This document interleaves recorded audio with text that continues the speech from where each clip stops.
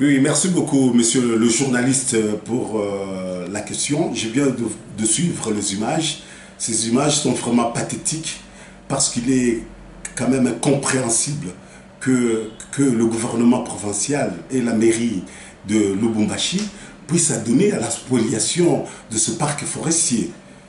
Comme vous le savez, monsieur le journaliste, les questions de l'environnement, les questions de l'urbanisme constituent des fondamentaux pour le mieux-être de la population. Le gouvernement provincial du Haut-Katanga, la mairie de la ville de Lubumbashi ont une obligation de pouvoir protéger ce parc forestier et non pas spolier, et non pas le spolier comme je voudrais le dire. Donc, pour nous, nous considérons que ce parc forestier, c'est un bien commun, c'est un bien du peuple congolais, du peuple katangais, et de ce fait, le gouvernement provincial et la mairie ont l'obligation de pouvoir protéger ce parc forestier. Parce que, comme vous le savez, ce parc a été érigé sous des sacrifices énormes.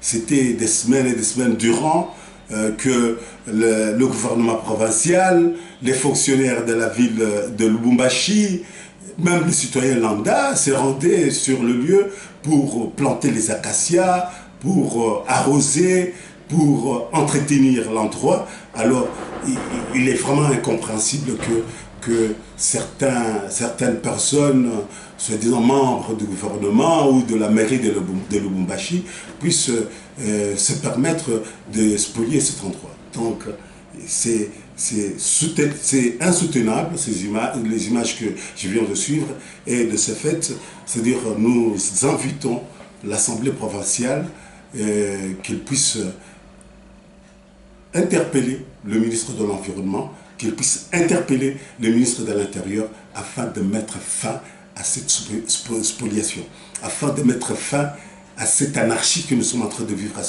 à cet endroit-là. La ville de Lubumbashi a beaucoup d'espace. Les gens peuvent chercher des parcelles un peu partout. Il y a des lotissements et au niveau de la circonscription Est et au niveau de la circonscription de Plateau, donc les gens peuvent avoir des parcelles et non pas cet endroit-là. Hein, et on ne doit pas détruire ce parc. Pour le moment, la lutte au niveau mondial, c'est-à-dire va dans le sens, c'est-à-dire de la lutte contre le réchauffement climatique, va dans le sens de la purification de l'air.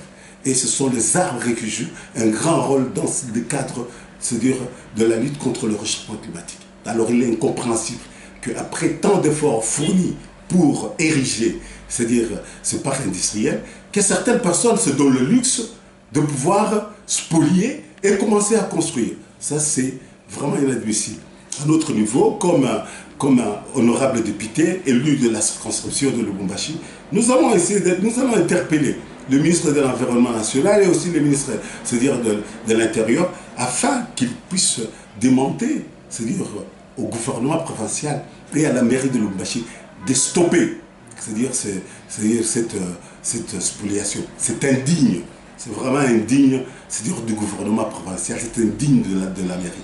L'Assemblée provinciale doit pouvoir se prendre en charge le plus rapidement possible pour arrêter.